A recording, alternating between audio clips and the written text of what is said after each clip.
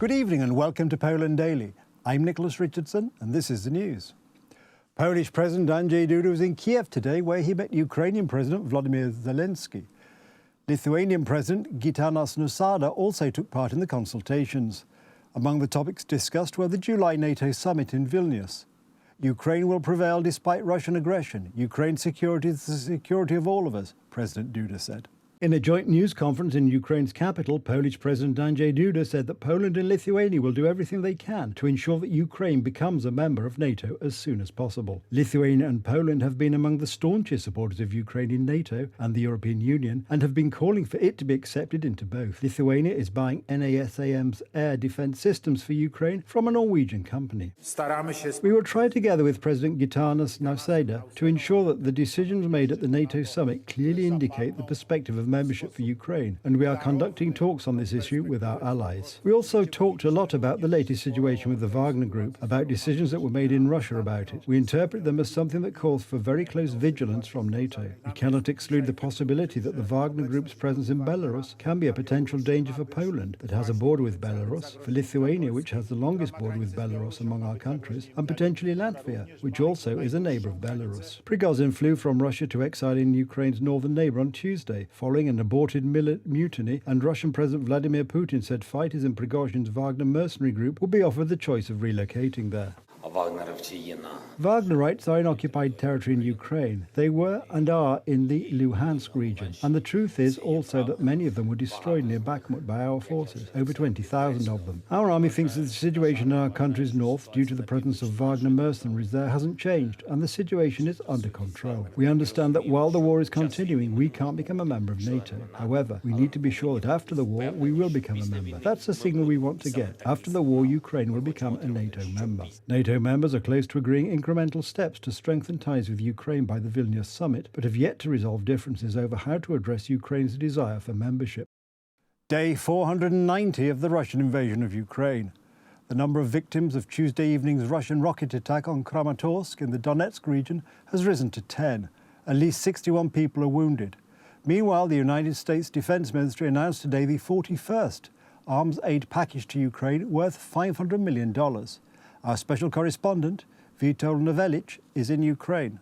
Kolejny 490 dzień wojny na Ukrainie. Another, the 490th day of the war in Ukraine, is being marked by these tragic consequences of yesterday's rocket attack on Kramatorsk. A Russian Iskander missile hit a restaurant located in the very centre of the city. This civilian facility was filled with a large number of people. It was reported this afternoon that the death toll had risen to 10 and 61 people were injured. It's just that the rescue operation at the scene of this tragedy is still continuing. Among the victims were twin girls, less than 15 years old, residents of Kramatorsk. I know this city very well.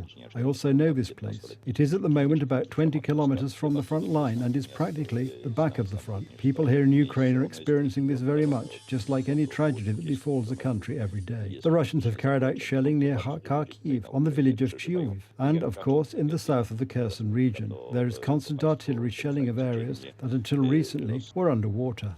The opposition has been seduced by the great game of the Russian security services in the Pegasus affair.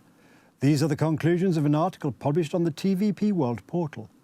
As the author of the analysis, Irina Tsukaman, points out, the allegations of abuse of spyware are part of an internationally supported narrative by Russia's sympathizers, which accuses Warsaw of anti-democratic actions. As the author of the analysis points out, Russia is keen to discredit the Israeli Pegasus spy software in the eyes of NATO countries. As a result, Western countries would not be able to use it, for example, to defend themselves against Russian intelligence. All the circumstantial evidence points to the involvement of Russian intelligence in this campaign. The attack on Poland is intensifying over time. A few years ago, Poland was a secondary target in the campaign around the Pegasus platform. But since the Russian invasion of Ukraine in 2022, anti-Polish information warfare has grown significantly in strength and scope, taking aim at building tensions within the European Union and undermining US support by highlighting alleged concerns around human rights issues and the state of democracy. In late December 2021, the Associated Press, citing the findings of the Citizen Lab Group, reported that opposition politicians and Associate Attorney Roman Giertych were under surveillance using Pegasus. As a result, committees were formed in the European Parliament and the Polish Senate to investigate the alleged abuses. 14 państwach członkowskich Unii Europejskiej. In 14 European Union member states, Pegasus cyber weapons have been used, including in 2 European Union member states, Poland and Hungary, also against political opposition, against journalists. Polityczną z dziennikarzami. In mid-September 2022, a meeting of the European Union Commission took place in Warsaw. As it turns out, the list of people the Brussels representatives wanted to talk to included only representatives of the opposition and people supporting it. After all, it was legally purchased as it was, by the way, in other countries. So the thesis was plotted in advance, and the whole deliberation of this commission was to stick a patch on the Polish government that it was tracking someone during the commission's deliberations. Among those who spoke during the committee's deliberations were experts from Citizen Lab, who for years have focused on studying the use of Pegasus software. Irina Zuckerman's analysis revealed, among other things, links between Citizen Lab founder Ron Diebert and Edward Snowden, currently a close Putin ally. Citizen Lab is known to have falsified its findings as well as to have given false testimony before the British Parliament, the European Parliament and the United States Congress. The organisation has never provided its methods or tools for independent verification. In several cases, Citizen Lab and Amnesty have retroactively made changes to their reports, admitting mistakes in their preparation. As if, out of this area of interest, the strikes of specialized programs for collecting and eavesdropping on citizens of Western countries and carried out by Chinese and by Russian services have disappeared from Citizen Lab. This is such a strange coincidence. The United States intelligence community reports that over the past few years the Russians have spent more than $300 million on just corrupt activities or the operation of various foundations, organizations. It wasn't until the Russian invasion of Ukraine that European societies became aware of the many dangers of close economic cooperation with Moscow. The war in Ukraine has clearly shown how dependent Europe has become on Russian oil and gas. Attempts to extract natural gas on its own have often failed due to protests by climate advocacy organizations backed by money from Moscow. The Russians are actually funding some of the most rabid environmental groups in Europe. The Pegasus case is also being played out by the Russians. There is no doubt at all about this. On the 16th of June, the Sejm approved an amendment to the law regarding the establishment of a state commission to investigate Russian influence. The bill is awaiting approval by the Senate. The commission may begin work as early as August. It will cover the years of the civic platform and law and justice governments. On Tuesday alone, border guards recorded more than 170 attempts to cross the Polish-Belarusian border. Migration pressure from Belarus is linked to the continuing influx of migrants from Africa and Asia. Tomorrow's meeting of the European Council will address the Migration Pact, which calls for the forced relocation of migrants across all EU countries. Poland has opposed the proposals from the beginning, and the topic is to be subject to a nationwide referendum. Over the past 6 months, border guards recorded about 12,000 attempts to cross the Polish-Belarusian border illegally. This compares with about 16,000 such cases in all of 2022. Foreigners are told exactly how to behave. They have certain patterns of behavior. They have been recently trying to cross the border in large groups of 20 to 30 people. After crossing the border line, they split into smaller groups of 2 to 3 people and try to flee into the forests, but in different directions so that their capture is difficult. Illegal immigrants are also trying to enter the European Union through Italy, Greece, and Spain. Madrid expects 1 in 4 Spanish residents to be from abroad by 2037. Migration policy is on the agenda of proposals for the European Council summit, which begins tomorrow.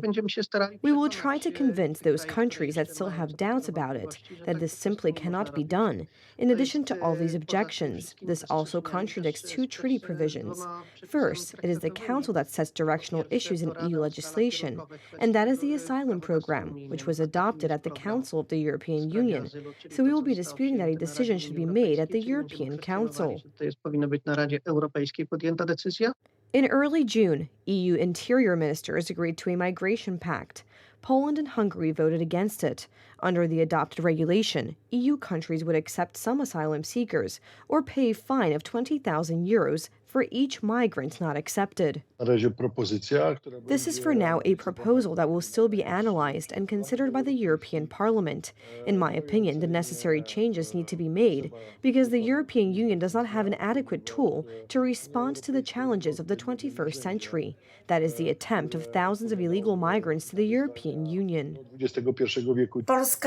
Poland has consistently presented a position against this type of solution as a solution that exceeds competence, a non-treaty action. The European Commission gave assurances that the principle of solidarity applicable to migration policy is to operate to the exclusion of countries that remain under migration pressure. Please note that this is a kind of trap, because after all, it is said that we can apply for exemption from forced delocalization because we have taken in war refugees. But by entering into a regulation that breaks the rules set at the Council summit, we are de facto legalizing an illegal procedure, and such a trap is certainly not what we will opt for. On the forced relocation of migrants, a referendum will be held in Poland later this year. We will know the exact date in 2 to 3 weeks. I think that such a referendum will have a limited impact on Brussels' decisions. However, we have no stronger trump card than precisely the will of the public expressed in a referendum. According to experts, since the culmination of the migrant crisis in 2015, the European Union has been trying to gradually increase its competence in migration policy. This is Germany's policy to relocate migrants, because Germany has made trouble for itself. Now they are putting it into all kinds of fine words and beautiful ideas of helping some countries by basing it on justice. We know how it is with this justice. That is just a scam. In 2021, more than 23 million people living in the European Union came from outside the European Union. Their number increased dramatically after the Russian assault on Ukraine. More than 13 million Ukrainians have crossed the Polish border to date, of whom nearly 4 million still enjoy temporary protection status in EU countries.